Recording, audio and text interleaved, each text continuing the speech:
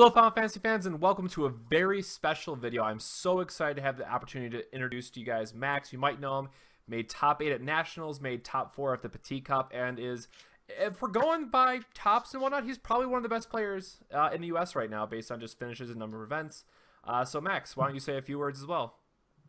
Hi everyone, it's great to be here. I'm very excited to be with you today. We've got a great video planned for you. Stuff that I like talking about, foils and wind, water, and Barts. Perfect. So a lot of this, I'm just going to turn over to Max and let him talk about the list that, again, he took to his top 4 finish. It is, again, the kind of build of Barts that he played at Nationals and really just updated it for Opus 4. So Max, kind of what were your thoughts on building the deck? And if you want to give people an overview of kind of what the general game plan is, as if it's not obvious, that might help get a few new players introduced to it. Well, I'd like to call this deck the Chaos Barts deck. I've had several change of hearts since I played this deck, since I posted this on FFTCG, and today, but I've come to realize it's Barts Chaos is the deck. This deck is just kind of more of a playstyle deck than anything for me. It's kind of like where I want to be because the deck plays all roles pretty well. The core of the deck, though, it's wind water, but the way I built this deck, or the way this deck was supposed to work on paper, was that it kind of clogs up the board. Kind of slows the game down enough so you don't die. That's why we play Warrior of Light, things like that. Just make it hard for them to kill us, and then we draw Barts and we murder them. Because that's what Barts does. You couldn't tell you how many times I've just played Bart. People have to read it and like, oh, he's got 5 jobs. I think towards the later half of the day, everyone knew what he did, but they were like, oh crap, he's got 5 jobs. And then I just start and just come in for like 6 or more points of damage in one turn. So.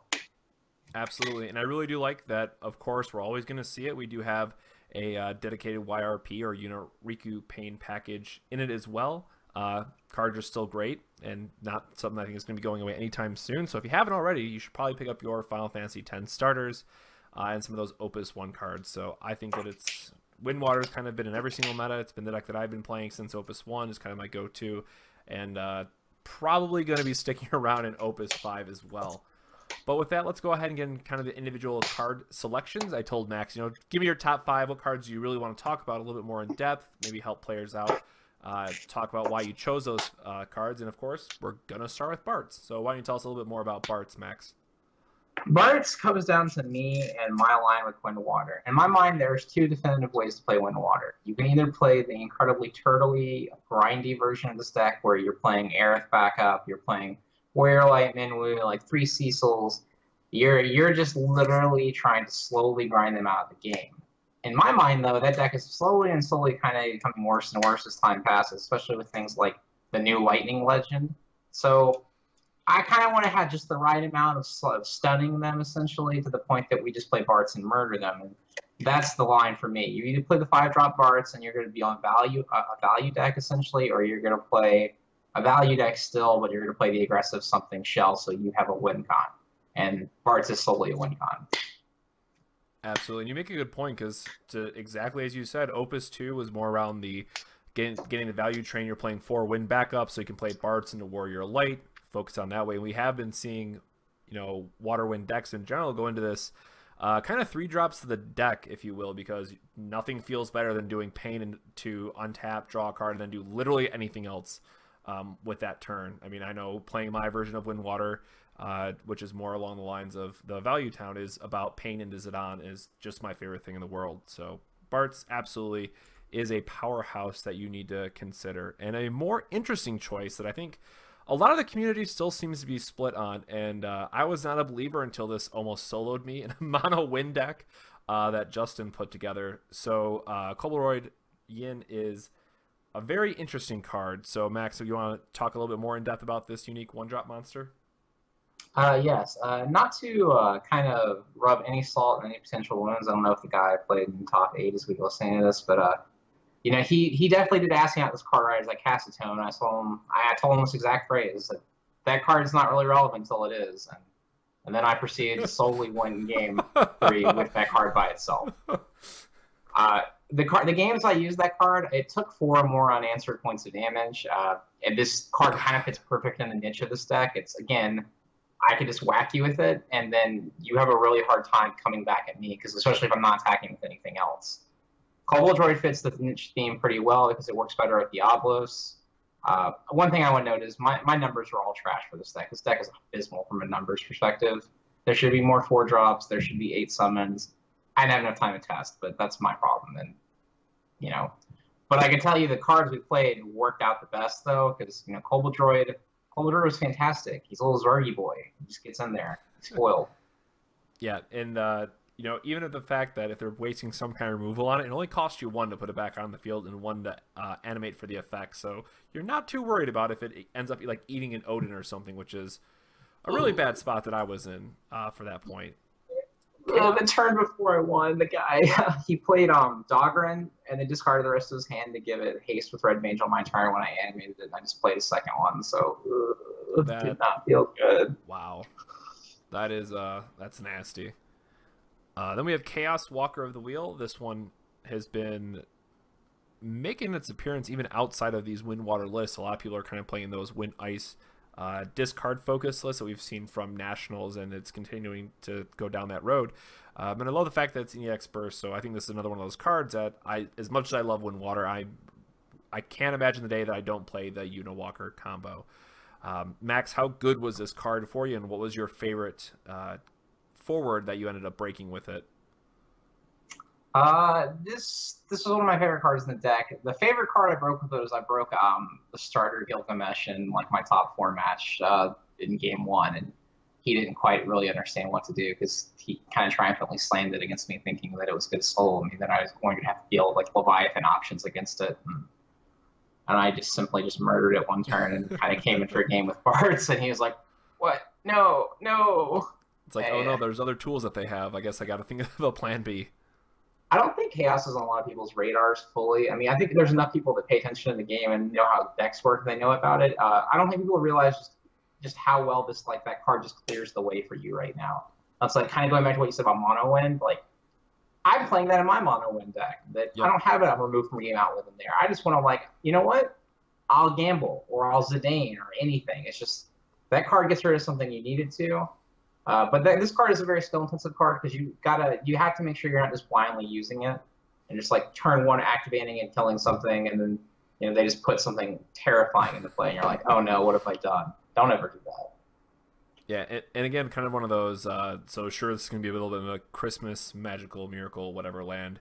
But one of the things that I've pulled off probably a number of times now is you do your Pain into Zidane, see what their hand is, pick out their only forward, and then you can chaos freely whatever their most problematic forward was at the time. So you get the information of seeing their hand, obviously making them discard, and then making sure that the way is clear for chaos. So there are other ways in Wind to make sure that they're not going to drop, an insane push for value on you or just something, like a 6-8 drop, what have you.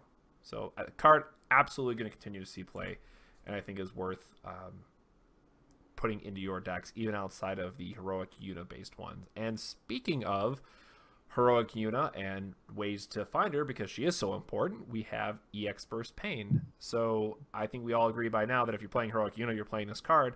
But there is a few other applications for it as well if you just want to find a 2-drop quicker, but I think most people are running it strictly for the 5 cost, and finding another Riku isn't too bad. Max, how do you feel about this card overall, and how many copies of it do you think belong in a deck ultimately? I think with the constructions and limitations for most of these decks and like how important your forward lineup is, especially in Wind Water, it's really hard to play more than 2 of this card. That said, this card was probably my 2nd or 3rd favorite card all weekend. It saw interactions every single game except for round 6. I either would play it and go search a Yuna, or I'd EX Burst and get a Riku for free to defend my deck and just have more value. The EX Burst part of it is the best part about it. I always just want to have some just cantrip to draw a card. I mean, that's the main reason I played it. I'm not wild about casting it every single time, but, I'm definitely okay with just, like, hitting it off the top. And the times I did play it, I had no regrets about it. I would just get a unit and put it in my hand. I mean, I did one game, I got Zidaned afterward, but it didn't really change things, and I just started pitching my chaoses, and I just kind of, like, did not even, like, stumble me, really. So Pain's just value. Both iterations are value. Card's great. And then the last card to take up for a moment again that we've kind of highlighted, it's been played since Opus 2. It's been in, I'd say more often it's in the Wind Water decks than not, but Warrior Light, again, just absolutely can be a brick wall for your opponent to try to get by. So how good was Warrior Light for you this weekend, Max? Warrior Light was GM all weekend. I don't again going back to the numbers thing. It was a really hard balance between playing 3 and 2, playing 2 Artemisians or whatever. That's the whole reason I'm playing 1 Artemisian is because you won the kind of fixed cloggy draws. Artemisian itself was a stellar card all week, and no problem with that whatsoever. But when you play Warrior of Light, one of two things happens. It's either a lightning rod and they have to overextend to kill it, or they don't have an answer, and then you will win the game within the next 3 turns or so because they can't do anything anymore. Warrior like kind of like the games that it stayed and stuck. I won the game like I'm saying in 3 turns, but most of the times they overextended to kill it, and I was completely okay with that too because it just meant I wasn't dying either, and for that I was thankful. But I mean, you live the dream when you get it out and you have it hid behind like either Cecil or you have Barts out with it. Now Barts is even more protected as a Warrior of Light, and you just kind of get the whole smorgasbord effect going. Or having like a Warrior of Light into a great block with a Garnet with it like a Chaos to kill something else and get the biggest value ever. You know, it's just the dream. He certainly is doing a lot for all the different variations of Wind Water. And then lastly, here's just kind of one last look at the deck. And as kind of a quick recap, is there anything, you know, major that you would change? You know, what was the worst card for you? Or do you think that, you know, maybe changing some numbers, it's a good list going forward for people to use? I would 100% cut Steiner and Beatrix. It's not that they were bad or anything. I loved playing Steiner the game, like because I always just take 3 damage no matter what. I'm not really worried about it. People definitely went out of their way to kill Steiner at every opportunity. It was kind of funny because I don't really have a way to use his main ability of getting bigger. I mean, I have nice Cecil interactions, of course, but I mean, I much rather have some other things in there. Like I kind of want to go back to the Waka Shell just so that I have an easier way to break boards open and I have like a nice special. But then I gotta like schmooze the numbers around. I mean, the main card that I wanted to play that I didn't bring with me was Trey. I added Ranger in the car up there because I was still on the fence between that and Zidane. Ranger was phenomenal all day. I've still got to play with the numbers to find a way to get a third one. But I mean, Trey is kind of slept on right now. Trey is nuts. If you are playing Wind Water and you want to be good right now and you want to get ahead of the game for Kansas or whatever else you're doing locals, think about Trey. All right, we can take that. And looking again over the list, I'm a huge fan of the Moogle that's included. So, of course, don't forget to include your Moogles in your deck as well because it's a great card. So, with that, I want to thank you, Max, for taking the time out to get your thoughts on the deck out there and hopefully give some people a little bit of motivation for the Kansas Petit Cup that's going to be coming up in, 2 weekends is the time of this recording. So, it might be a little bit of a smaller event, might have a good surprise turnout, who knows. But we are very much looking forward to seeing what tops at that event and kind of what people bring out to Kansas.